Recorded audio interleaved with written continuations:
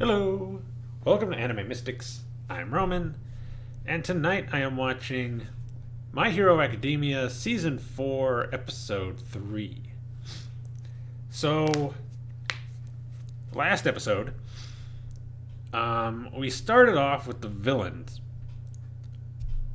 Oh god, I think the guy's name, the one that they or I cannot remember the name of the villain that brought the guy, but I think his name was Overload or Overflow or something. I don't know, something like that.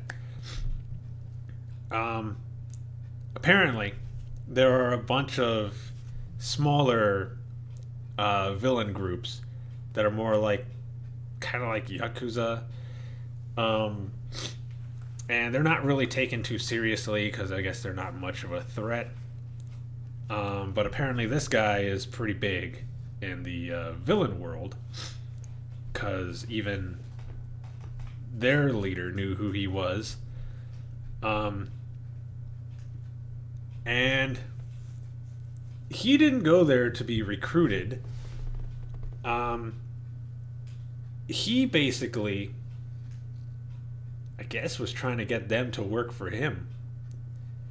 Because he's all, you had three of your people, really good, um, I guess, pawns, basically, that were killed or defeated for what? He's all, you really have no plan on what you're doing. Like, I have a plan. So, you all should come with me, and I'll be the number one villain. Obviously, he wasn't going to go for that. But before he could really do anything, one of his other guys ran over there to try to attack this overload dude or whatever. And all the guy did was touch him. And then his top half exploded. uh, Another one of them, the guy that kind of looks like a magician, went to go do something. And then he got shot with some little needle. And it, like, stopped him from using his quirk. So when he touched Overload or whatever, his arm exploded.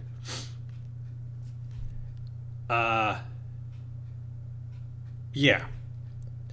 Then the rest of his guys showed up because he almost got touched by the. I can't remember his name, but he has the decay power, the dude that's in charge of these other villains. And he got one of his guys to take the hit, so he died. But the other team lost more than he did. Because I think that guy wasn't really too important. um, but now they got to figure out what they're going to do against this guy because, one, he's really powerful. Two, he seems to have some really good people with him. And also, they just lost a pretty important member of their team. So, yeah. After that, we went with Deku at the school. They're getting ready to get into basically another. It's basically like an internship with a hero group. And I guess this time they get to go out and try to find one or get a recommendation for one. And Bakugo and Todoroki are going to go take their test to see if they can actually be heroes, like get the license and stuff like that. Because they failed last time.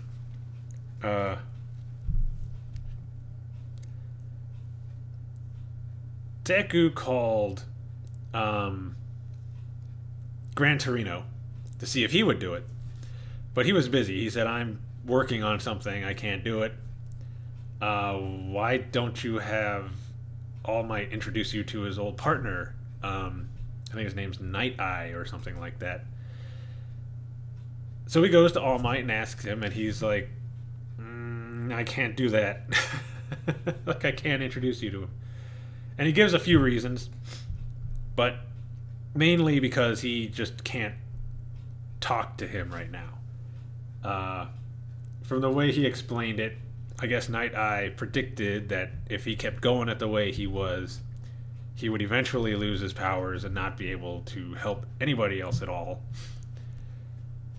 And that's pretty much happened. So he doesn't want, I guess, an I told you so situation. So, yeah, he's kind of avoiding him right now. Plus, he already recommended another student. I don't remember his name. It's a guy that kind of looks like Tintin. The one who, what do you call it? Phases through things. Like, he can go through walls and everything, pretty much, even the floor. So he asked him if he could introduce him to Night Eye, if that's his name. I'm pretty sure that's his name.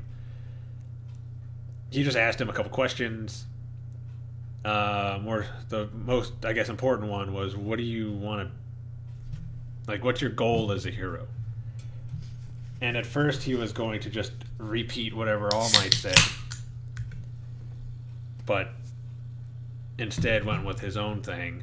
And he's like, okay, I can introduce you, but that doesn't mean that you're going to get in. I mean, just because I introduce you to him, it's still his decision on whether he's going to take you in or not.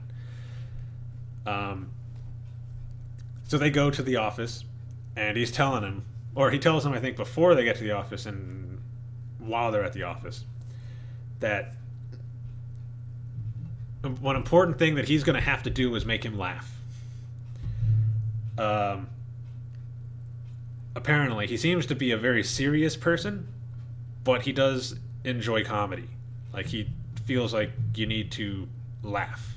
So, if you can't make him laugh, then you're probably not going to make it. And then they show him in the office, and he's getting a briefing from, I think, his sidekick, or one of his people. And she's not being funny. Like, she doesn't say anything that would make him laugh. Like, I'm assuming the whole thing does not have to be funny. But she didn't throw in, like, any lines or anything like that that would get a chuckle or something out of it. So, he was going to punish her.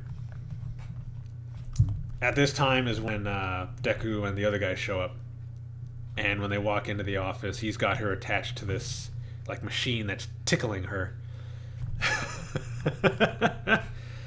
And then he looks over and he sees them. And the guy tells him, I brought Midoriya like I said I would. And Midoriya does his All Might impersonation, face and all. And I think if I remember correctly, Night Eye looked pretty upset and said something along the lines of, "Are you mocking All Might?" So I'm pretty sure that's either going to make him laugh or he's going to do something else that's going to make him laugh. But you know he's going to get in with the dude. So just get into the episode and see if that actually worked or if something else is going to do it. Alright, so the video is going to be located over here. And the link to the reaction is going to be in the description down below. And we're going to start this episode in 3, 2, 1.